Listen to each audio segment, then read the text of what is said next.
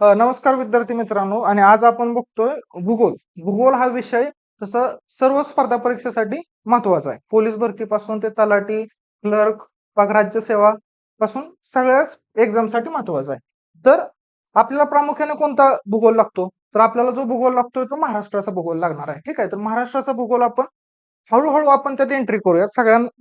सगळ्यात पहिल्यांदा आपण पूर्ण महाराष्ट्राचा भूगोल थोडक्यामध्ये कव्हर करूयात. मग परत थोडंसं आतमध्ये डिटेलमध्ये जायला सुरुवात करूयात. तर सगळ्यात पहिला महाराष्ट्राचा भूगोल. तर महाराष्ट्रामध्ये महाराष्ट्रामध्ये प्रामुख्याने कोणता खडक आढळतो?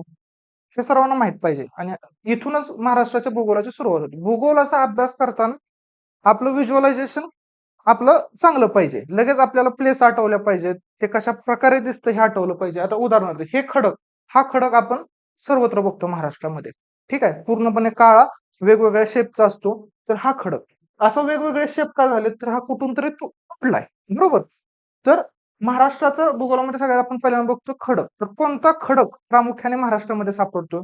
तर तो आहे अग्निजन्य खडक. अग्निजन्य खडक किंवा अग्निश खडक म्हणतो. ठीक आहे. त्यालाच काय म्हणतो? अग्निश खडक म्हणतो. अग्निश खडक हा महाराष्ट्रामध्ये प्रामुख्याने सापडला जातो. ठीक आहे. आता खडकांचे प्रकार बघूया. ठीक आहे. महाराष्ट्रात कोणता सापडतो? अग्निश खडक. तर अशा वेगवेगळ्या प्रकारचे खडक असणार आहेत. तर खडकांचे प्रकार प्रामुख्याने 3 पडतात. ठीक आहे. पहिला कोणता? अग्निश खडक. कोणता पडतोय? अग्निश खडक. पहिला अग्निश खडक.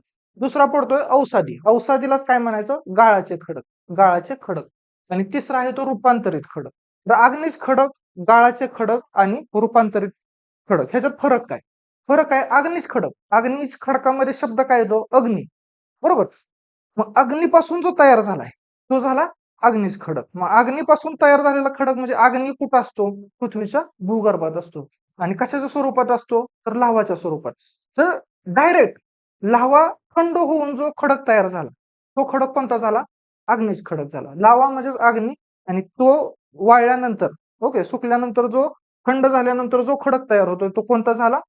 तर तो झाला अग्निश खडक. ठीक आहे. तर आता अग्निश खडक लाव्हारस आपण बघतो. लाव्हारस पृथ्वीच्या भूगर्भात तर आहेच. तसंच पृथ्वीच्या काय पृष्ठभागावर पण येतो कधी कधी. त्यालाच म्हणतो आपण ज्वालामुखीचा स्फोट झाला वगैरे. तर लाव्हारस ज्या वेळेला पृथ्वीच्या आतमध्ये पण थंड होत असणार आहे आणि बाहेर येऊन पण थंड होत असणार आहे. तर जो आत येऊन जो थंड होतो त्याला काय म्हणतो आपण? अंतर्गत खडक. ओके. अग्निजन्य खडकाचे परत 2 प्रकार पडतात. एक अंतर्गत खडक आणि दुसरं बहिर्गत खडक. आता तुम्हाला समजलं असेल अंतर्गत खडक म्हणजे काय? पृथ्वीच्या भूगर्भात ओके म्हणजे पृथ्वीच्या भूगर्भात लाव्हारस थंड होऊन जो खडक बनला तो कोणता झाला? अंतर्गत खडक. लाव्हारस पृथ्वीच्या वर आला, पृष्ठभागावर आला आणि परत थंड झाला. तो तयार झाला तो कोणता? बहिर्गत खडक झाला. ठीक आहे. बहिर्गत खडक झाला. तर आतमध्ये जे सापडत आहेत ते कोणते? ग्रॅनाइट खडक आणि जे बाहेर येऊन जे थंड होत आहेत ते कोणते खडक असणार आहे? बहिर्गत खडक. बहिर्गत खडकाचा जर प्रकार कोणता आहे तर तो म्हणजे बेसाल्ट खडक. ठीक आहे. तर महाराष्ट्रात जो सापडतो तो आंतरभेदी सापडतो का बहिर्भेदी? ओके. बहिर्गत. तर तो बहिर्गत सापडतो म्हणजे अग्निजन्य बेसाल्ट खडकापासून ओके. अग्निश खडक जे म्हणलो त्याचा नेमका कोणता? तर बेसाल्ट खडक. अग्निजन्य बेसाल्ट खडक ह्याच्यापासून महाराष्ट्राचा खडक तयार झालेला आहे. ठीक आहे. तर आपण पहिला बघितला प्रकार कोणता? अग्निश खडक. अग्निश खडक डायरेक्ट कशी तो झाला. दुसरा आहे तो अवसादी. अवसादीलाच काय म्हणतो? गाळाचे खडक. ठीक आहे. तर वेगवेगळे छोटे छोटे गाळाचे तुकडे एकत्र येऊन जो खडक तयार झाला तो कोणता? ते आहे गाळाचे खडक. त्यालाच काय म्हणायचं? अवसादी खडक. तर वारा, पाणी, हिम या वाहून आला. बरोबर. वाऱ्यासोबत गाळ येतो, नदीसोबत गाळ येतो, हिम नदीसोबत गाळ येतो. हा गाळ एकत्र येऊन एकमेकाला चिटकून म्हणजे परत वाळून जो खडक तयार होतो त्याला काय म्हणतो आपण? सेडिमेंटरी रॉक म्हणजे गाळाचे खडक. त्यालाच म्हणतो अवसादी खडक. ओके. थर आपल्याला जाणवतात. हे चित्र बघून घ्या. हे थर आपल्याला सहजपणे डोळ्यांनी दिसतात. आता हे अग्निश खडका इतपत ते कडक नसतात. ठीक आहे. ते एकदम तुलनेने मऊ असतात. ठीक आहे. तर जीवाश्म जीवाश्म म्हणजे काय? एखादं याच्यामध्ये जीवाश्म सापडतात. कशामध्ये? अवसादी खडक गाळाच्या खडकामध्ये. आता जीवाश्म म्हणजे काय? एखादं मनुष्य किंवा प्राणी किंवा वनस्पती मृत पावल्यानंतर जे मातीमध्ये मिसळतं आणि त्याचा परत दगड बनतो त्याला काय म्हणायचं? जीवाश्म सापडतं. तर ह्याच्यात सापडणार आहे का? तर ह्याच्या जीवाश्म सापडत नाहीत. का नाहीत सापडणार? जरी त्याच्यात एखादं वनस्पती प्राणी वगैरे जरी ह्या लावारसामध्ये जर मिसळलं तर त्याची पूर्णपणे राख होती. ते काय राहणार आहे का? त्याचे हाडाचा काय अवशेष किंवा काय राहणार आहे का? नाही राहणार. त्याच्यामुळे ह्याच्यामध्ये जीवाश्म आढळत नाहीत. जीवाश्म आढळत नाहीत. ह्याच्यामध्ये जीवाश्म आढळतात. ठीक आहे, गाळाच्या खडकामध्ये जीवाश्म आढळतात, तुलनेने मऊ असतात. तिसरा प्रकार काय? रूपांतरित खडक. रूपांतरित खडक म्हणजे काय?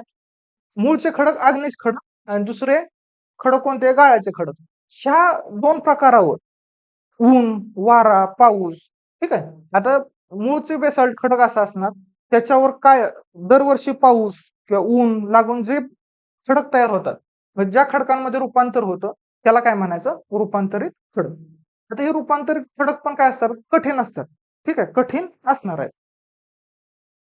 प्लस त्याची वेगवेगळी रचना तयार होते. मग ह्याच्यात कोण कोण येतं? संगमरवराचा दगड, स्लेटचा दगड, क्वार्ट्स झाईटचा खडक. ठीक आहे.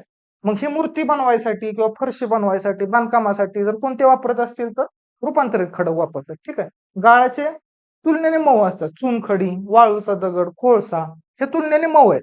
तर हे झालं गाळाचे खडक. आणि परत आहे अग्निज खडक. अग्निज खडकामध्ये काय येतं? ग्रॅनाइट येतं आणि बेसाल्ट येतं. ग्रॅनाइट कुठं सापडणार? जमिनीच्या आतमध्ये सापडणार आहे. आणि बेसाल्ट आहे ते कुठं? पृष्ठभागावर सापडणार आहे. ठीक आहे. तर खडकांची जननी कशाला म्हणणार आहे आपण? साहजिकच जो मूळ स्वरूपाचा खडक तो कोणता आहे? अग्निज खडक. ह्याला खडकांची जननी म्हणतो. ठीक आहे. आता पुढे बघूया. महाराष्ट्रातील सर्वोच्च शिखर. महाराष्ट्रातील सर्वोच्च शिखर मी नाव दिलंय आणि फोटो पण बघून घ्या. कोणता आहे? तर कळसुबाई. ठीक आहे, कळसुबाई. आता कळसुबाई कोणत्या जिल्ह्यात आहे हे तुम्ही कमेंट बॉक्समध्ये सांगा. ठीक आहे, तिथं दिलंय का नाही दिलं. ठीक आहे. 1646 मीटर त्याची उंची आहे. 1646 मीटर उंची आहे. आणि हे कळसुबाई महाराष्ट्रातील सर्वोच्च शिखर. त्याला महाराष्ट्रातील एव्हरेस्ट असं म्हटलं पण असं पण म्हटलं जातं. ठीक आहे, आज दिलं जिल्हा इथं दिलाय त्याच्यामुळे काय आता सांगायची गरज नाही. तर महाराष्ट्रातील उंच शिखर क्रमाने आता सगळ्यात एक नंबरला कोणता? 1646 मीटरचं कळसुबाई. त्याला काय म्हणतो? महाराष्ट्राचे एव्हरेस्ट. 2 नंबरचा कोणता आहे? साल्हेर. कोणता आहे? साल्हेर. 3 नंबर महाराष्ट्र. परत हरिश्चंद्र. मध्ये सप्तशृंगे. ओके, सप्तशृंगे लक्षात ठेवा, लिहितो इथं. ठीक आहे, मध्ये सप्तशृंगी. त्याच्यानंतर आहे तोरणा, परत राजगड आणि त्र्यंबकेश्वर. मग ह्याची ट्रिक सगळ्यांना माहित आहे. ते काय? कसामी हसतो. कसामी हसतो. आणि त्याच्या पुढे रात्री लक्षात ठेवा. कसामी हस हस हस आणि तो. ठीक आहे. क वरून कोणता आला? कळसुबाई. सा वरून कुठला आला? साल्हेर. मी वरून म मध्ये काय आला? महाबळेश्वर. ख वरून हरिश्चंद्रगड. स वरून सप्तशृंगी आणि तो वरून तोरणा. आणि रात्रीचं काय? रा वरून राजगड आणि त्रि वरून त्र्यंबकेश्वर. ठीक आहे. सप्तशृंगी फक्त मध्ये ऍड करा. आता सगळ्यात उंच शिखर जर कोणतं म्हणलं तर कळसुबाई. आणि महाराष्ट्रातील सर्वात उंच किल्ला जर कुठला म्हणलं तर साल्हेर. साल्हेर नावाचा आहे तो किल्ला आहे. ठीक आहे. आणि सर्वोच्च शिखर पण सर्वोच्च शिखर कळसुबाई, पण तो किल्ला नाहीये. ठीक आहे. जर शिखर म्हटलं तर कळसुबाई. आणि 2 नंबरचा कोण असणार आहे? किल्ला असणार आहे. तो काय झाला? महाराष्ट्रातील सर्वात उंच किल्ला आहे. आणि जिल्हे बघून घ्या. ठीक आहे. नगर आणि नाशिक. पहिला आहे तो नगर. कसा? म्हणजे कळसुबाई येते नगरमध्ये आणि साल्हेर आहे ते नाशिकमध्ये. ठीक आहे. तर पुढे बघूयात. आता मृदा खडक बघितला आपण, उंच शिखर बघितली. आता महाराष्ट्रामध्ये कोणती मृदा सापडते प्रामुख्याने? तर ज्यावर ते चित्र दिलंय त्याच्यावरून लक्षात तुम्हाला यायला पाहिजे. महाराष्ट्रामध्ये कोणती मृदा सापडते? तर काळी कापसाची मृदा. काळी कापसाची मृदा ही मॅक्सिमम अमाऊंट मध्ये सापडते. ह्यालाच काय म्हणतो आपण? रेगुर मृदा. रेगुर मृदा. ठीक. काळी कापसाची मृदा अधिक प्रमाणात महाराष्ट्रामध्ये सापडते. त्यालाच काय म्हणतो? रेगुर मृदा म्हणतो. ठीक आहे. मग ह्याचे पण प्रकार असणार आहेत, मृदेचे पण प्रकार असणार आहेत. तर महाराष्ट्रात कोणकोणत्या प्रकारच्या मृदा मॅक्सिमम कोणती सापडते? काळी मृदा. ठीक आहे. ह्यालाच काय म्हणतात? रेगुर मृदा पण म्हणतात आणि कापसाची मृदा पण म्हटलं जातं. म्हणजे कापसासाठी उत्तम मृदा कोणती आहे? तर काळी मृदा आहे. म्हणून कापसाची काळी रेगुर मृदा असं म्हटलं जातं. ठीक आहे. ह्याची आता काळी मृदा म्हणल्यावर आपण पण बघितलं आपल्या भागामध्ये त्याचा चिखल जास्त होतो. ठीक आहे. पाणी धरून ठेवण्याची क्षमता त्याची जास्त असते, म्हणजे चिकट स्वरूपाची असते. ठीक आहे. तर कुठं सापडते बघा. ह्याच्यात कोणतं पीक येतं? तर प्रामुख्याने कापूस, परत ज्वारी, ऊस ही पिकं ह्याच्यामध्ये येतात. ठीक आहे.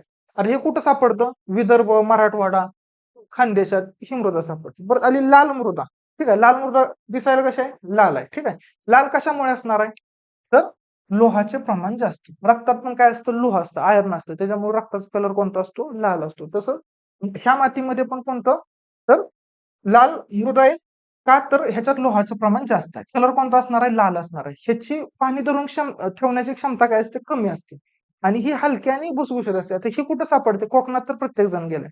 तर ही प्रामुख्याने कोकणातील काही भागात आणि पूर्व विदर्भात, म्हणजे एक तर महाराष्ट्राच्या ह्या साईडला आणि दुसरी त्या साईडला. ठीक आहे. कोकण आणि विदर्भ ह्या साईडला ती सापडते. तर हे झालं. परत दुसरी 3 नंबरचा प्रकार जांबा मृदा. जांबा म्हणजेच लॅटराइट. आता हा पण प्रकार कुठं सापडतो? जास्त पावसाच्या प्रदेशात सापडतो. हा विशेषतः कोकण, किनारपट्टी आणि माथा म्हणजे जे आपण घाट उतरून जे जातो कोकणामध्ये, तर तिथेही सापडतं ते जांबा. आजकाल जे लाल विटांचे जे बंगले किंवा घरे किंवा फार्म हाऊस जे बांधलेले दिसतात, तिथे जांबा खडक वापरला जातो. ठीक आहे. जे लाल कलरचे जे विटांसारखे मोठ्या विटांचा दिसतो तो काय असतो? जांबा खडक असतो. कुठं सापडतो मॅक्सिमम? तर कोकण किनारपट्टी आणि सह्याद्रीचा घाटमाथा. इथं बघा काजू, नारळ, आंबा म्हणजे ही जी फळबाग आहेत, कोकणातील जी फळ आहे ती, त्याच्यासाठी हे काय असणार आहे? जास्त उपयुक्त असणार आहे. पुढची आहे ती गाळाची मृदा. गाळाची मृदा. तर गाळाच्या मृदामध्ये काय आहे? नद्यांनी आणलेला जो गाळ, ते त्याच्यापासून जे तयार झालेलं असणार, ती झाली गाळाची मृदा. मग कुठं सापडणार आहे? तर जिथून जिथून नद्या जातात, त्याच्या आजूबाजूचा भाग काय असणार आहे? गाळाच्या मृदा. अत्यंत पिकांसाठी अत्यंत सुपीक आणि उत्तम, शेतीसाठी उत्तम असं जर कोणती मृदा असेल तर ती कोणती आहे? गाळाची मृदा आहे. त्याच्यात गहू, ऊस, भाजीपाला हे.